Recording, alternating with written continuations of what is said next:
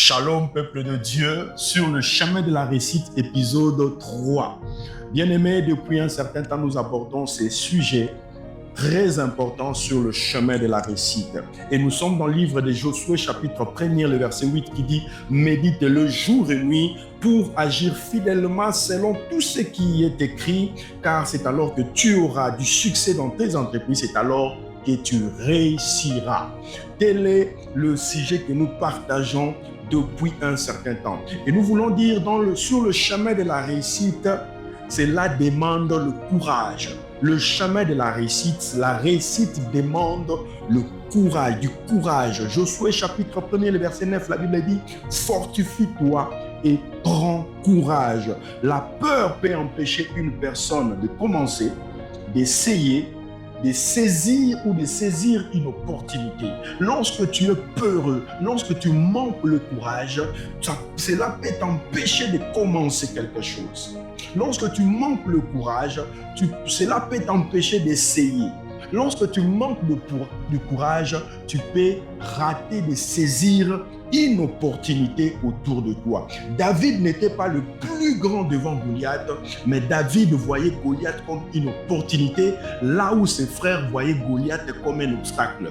Des fois, le courage nous ouvre certaines portes que les autres ne voyaient pas comme une opportunité. Les autres voyaient la porte comme une barrière, mais toi, tu vois cette porte-là comme une opportunité. Le courage est très important dans la marche avec le Seigneur. Sur le chemin de la réussite, ne mesurez pas seulement la grandeur de ton problème, mais mesurez aussi la grandeur de Dieu qui t'accompagne. C'est très important. Ne mesurez pas seulement ton problème qui est si grand, mon problème est tellement grand, mais voyez la grandeur de Dieu qui t'accompagne devant ce problème.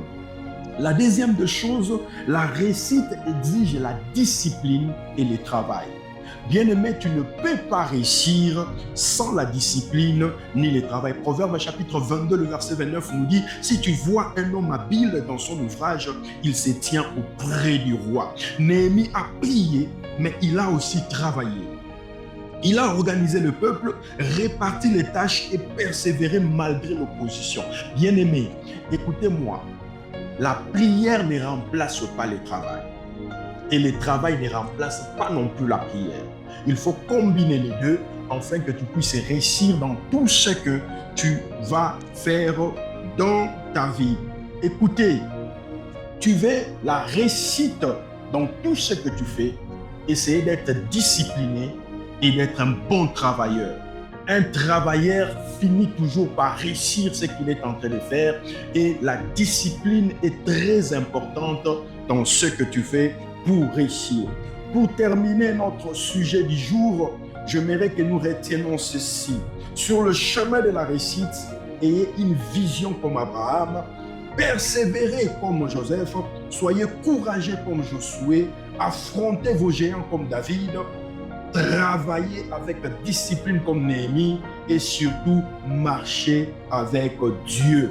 Laisse que Dieu te bénisse abondamment, toi qui vas suivre cette vidéo. Et je vais terminer par cette pensée bien-aimée. La réussite n'est pas l'absence d'obstacles. C'est la capacité d'avancer malgré les obstacles avec la foi, la persévérance et la présence de Dieu. Laisse que Dieu te bénisse abondamment et que Dieu puisse te donner le courage, la discipline et la capacité de travailler afin d'atteindre cet objectif. Que Dieu te bénisse abondamment.